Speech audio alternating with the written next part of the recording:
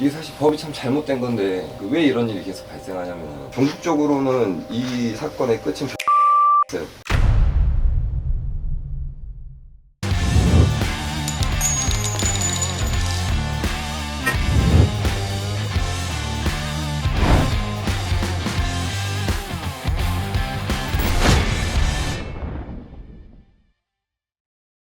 안녕하십니까. 안녕하세요. 굉장히 지금 많이 오셨는데 오신 분들 한 50명 정도. 피해자분들은 지금 추산키로 한 100분 정도 되는 거예요. 네. 총 건물이 몇 개예요 지금? 지금 총 한 23채 정도. 23채? 네. 그러면 더 되겠네요. 실제 피해자는 성함은 다 모르시죠? 네네네. 그 이 대표자분 사례만 알고 있어요 지금. 처음에 그 전세 사기를 당한 걸로 의심을 하시고 저를 찾아와서 이제 상담했는데 이게 전형적인 사기예요. 이게 지금 이분이 당하신 케이스가 다가구 주택에서 벌어지는 전형적인 사기를 당하신 건데, 그래서 이제 소송 관련해서 좀 안내를 해드리고 자문을 해드렸는데 다른 분들이랑 얘기를 하는 과정에서 유사한 피해자들이 많이 발생했다고 이제 얘기가 듣고 이제 한번 모이셔가지고 대응을 하시려고 한다 이런 얘기를 듣고 저보고 한번 내려와서 상담을 좀 해줬으면 하길래 이왕 이렇게 만난 김에 궁금하시거나 이런 거 있으면 충분히 이제 여쭤보시고, 지금 건물이 총 23채라고 하면은 사실 지금 이 피해자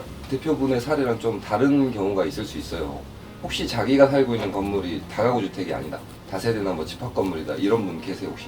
전부 다 다가구신 거예요? 네, 그렇습니다. 그러면 제가 우선 이분의 사례를 설명을 드릴게요. 이게 사실 법이 참 잘못된 건데 왜 이런 일이 계속 발생하냐면은, 예를 들어보면은 한 건물이 20억이라고 쳐봐요. 근저당이 10억 정도가 되어 있다고 치면은 임대인이 가지고 있는 실제 건물에 대한 재산은 한 10억 정도밖에 안 되는 거예요.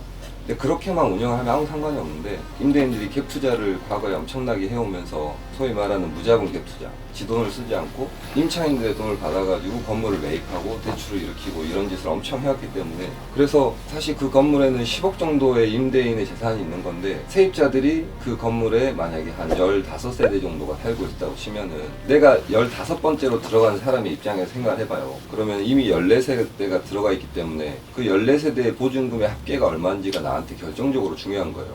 이 경우에 따라서는 내가 마지막에 15번째로 들어갔다 하더라도 임대인이 만기가 최초에 도래하는 임차인들 보증금을 잘 빼주면서 계속 굴리면 상관이 없는데, 지금 사실 부동산 경기가 안 좋잖아요. 금리도 엄청 올라가 있고. 그러다 보니까 변제를 못하면 이제 터지기 시작하는 건데, 이게 내가 계약을 한 이후에 건물이 경매에 언제 넘어가느냐에 따라서 나한테 이해관계가 굉장히 커요. 내가 마지막 15번째로 15세대 중에서 15번째 꼴찌로 확정일자를 받아가지고 들어갔는데, 한 1년 뒤에 내 순위가 뭐 3위, 4위로까지 올라갈 수도 있는 거고, 경우에 따라서는 15분 그대로 남아있을 수도 있는 거고. 그러니까 왜 이렇게 제가 말씀을 드리냐면은, 사람이 많은 만큼 경우의 수가 엄청나게 다양해요. 이 로직을 이해를 하고 각 본인의 사정을 잘 한번 생각을 해보셔야 돼요.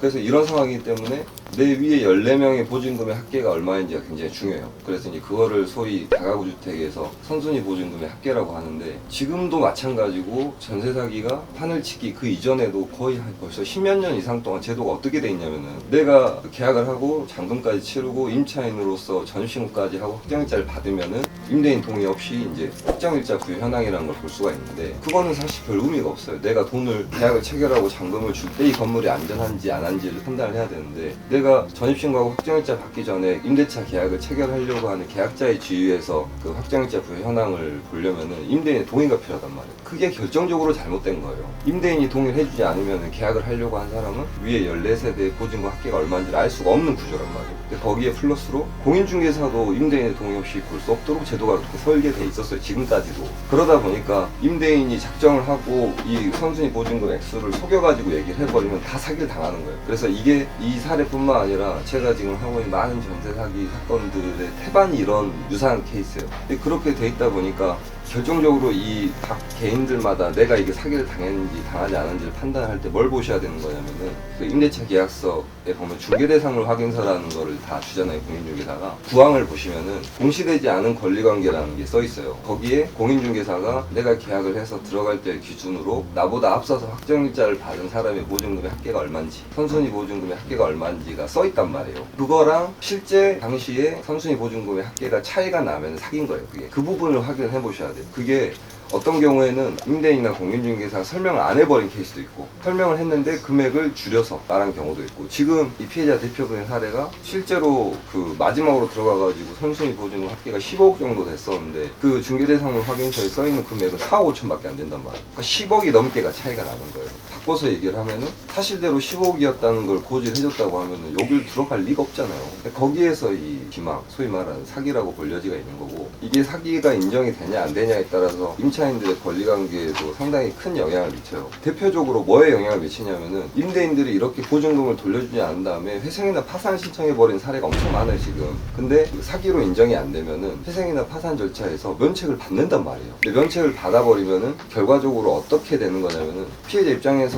내가 보증금 안 돌려주니까 뭐 소속 민사소송을 걸어가지고 아니면은 은행이 근저당을 실행을 해서 경매 절차가 진행이 되든 종국적으로는 이 사건의 끝은 경매로 가게 돼 있어요. 임대인이 해결을 못하면 경매 절차 내에서 이런 다가구주택 같은 경우는 내 배당 순위가 이제 임차인들끼리 사이에서는 확정일자를 기준으로 순위가 쭉 정해지는 건데 내가 확정일자를 밀리면 밀릴수록 돈을 못 받는 거죠. 근데 거기에서 이제 한 가지 플러스로 생각해야 될 게 최우선 변제권, 근저당 설정일 기준으로 해서 최우선 변제권이 적용되는지 적용되지 않는지를 판단해가지고 내가 최우선 변제권 적용을 받으면은 건물이 경매에 넘어가고 건물에서 발생한 세금을 가져가고 경매 비용 가져가고 그 다음에 최우선 변제권을 받는 거예요. 최우선 변제권을 받고 그 다음에 근저당이 은행에 대출을 배당해주고 남은 돈이 있으면 그 제사에 비로소 1번부터 해가지고 배당을 해준 식으로 가는데 결국에는 이제 내가 배당을 받을 수 있냐 없냐는 가장 결정적으로 중요한 거는 내 순이랑 그 건물이 얼마에 팔릴지 가장 결정적으로 중요한 요소인데 그걸 대충 계산을 해봤을 때 내가 돈을 한 푼도 못 받는 사람도 있고 최우선 변제금만 받고 나머지 돈은 못 받을 가능성이 있는 분들이 있고 아니면 어떤 분은 내가 순위가 굉장히 앞서가지고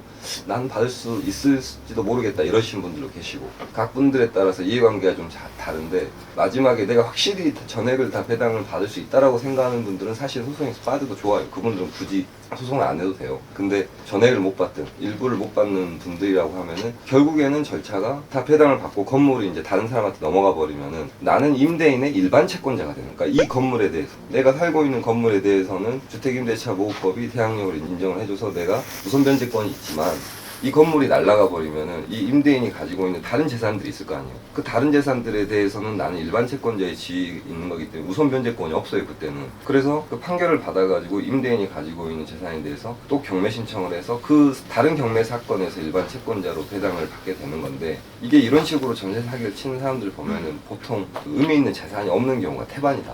그래서 자기가 이미 사기를 칠 걸 작정을 하고 여러 건물을 그런 캡투자로 취득을 한 다음에 이런 식으로 보증을 받아서 날려버리면은 결국엔 경매 사건에서 못 받고 임대인이 회생이나 파산을 신청을 해버리면은 아까 얘기했던 내가 일반 채권으로 남아있는 나의 보증금 채권 있잖아요. 보증금이 이제 결국에는 배당을 다 받았는데 돈을 못 받아가지고 일반 채권으로 있으면은 이 채권에 대해서 임대인이 회생 신청을 해버린단 말이야. 아니면 파산 신청을 해버리거나 이때에 있어서 만약에 임대인이 전세 사기로 형사처벌을 받거나 그렇게 되면은 파산이나 면책을 막을 수가 있단 말이에요. 회생이나 파산 절차 자체를 막을 수 있는 게 아니라 절차 자체가 진행이 된다 하더라도 내 채권에 대해서 면책시키는 걸 막을 수가 있어요. 그래서 시간이 뭐 10년이 됐든 20년이 됐든 30년이 됐든 계속해서 이자가 쌓이면서 임대인이 뭐 회생이나 파산을 졸업을 하고 다음에 다시 재산이 생기거나 그러면 그 재산에 대해서 강제 집행을 할 수 있는 권리가 있는 거죠. 그러니까 그런 차이가 있어요. 근데 이게 전세 사기로 인정이 안 돼 버리면은 면책을 받아버릴 수도 있다. 실제로 그런 사례가 있고 이제 여기에서 보통 이런 이제 전세 사기가 발생했을 때 민사소송 같은 경우는 임대인이랑 공인중개사 중개협회 보통 이런 식으로 한 세트로 해서 소송을 해요. 근데 어떤 경우가 있냐면은 임대인이랑 공인중개사를 같이 공모한 걸로 해서 사기로 형사고소를 했을 때 임대인은 처벌을 받지만 중개사는 처벌을 안 받는 경우가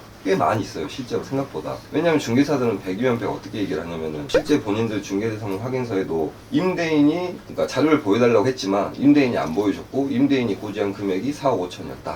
그런 사실관계 속에서 고소를 하면은 중개사는 그렇게 얘기를 한단 말이에요. 주택임대차보호법 시행령에 중개사도 임대인의 동의 없이 선순위 보증금 합계를 확인할 수 없도록 돼 있기 때문에 내가 적극적으로 임대인에게 자료를 요구하고 달라고 했는데 임대인이 안 보여준 거 어떡하냐. 근데 내가 어떻게 공모했다고 볼 수 있냐. 이런 식으로 나와가지고 형사처벌에서 빠져나가는 경우가 있는데 근데 만약에 중개사가 형사처벌을 받을 정도의 그 확실한 공모에 대한 정황이나 증거가 없다고 하더라도 그 민사소송에서는 과실책임을 물 수가 있단 말이에요. 그러니까 사기로 처벌을 안 받는다 하더라도 중개과실을 물어서 너가 조금만 더 주의를 기울이고 확인을 했으면 충분히 이 사태를 막을 수 있었다 이거예요. 결국에는 사실 좀만 생각을 해보면은 중개사가 임대인이 선순위 보증금 액수를 말해주지 않았다 하더라도 사실은 좀만 주의를 기울이면 얼마든지 알 수 있는 거예요. 그런 사정을 반영해서 중개사의 과실을 최근에는 100%까지 인정한 판결도 나오고 있어요.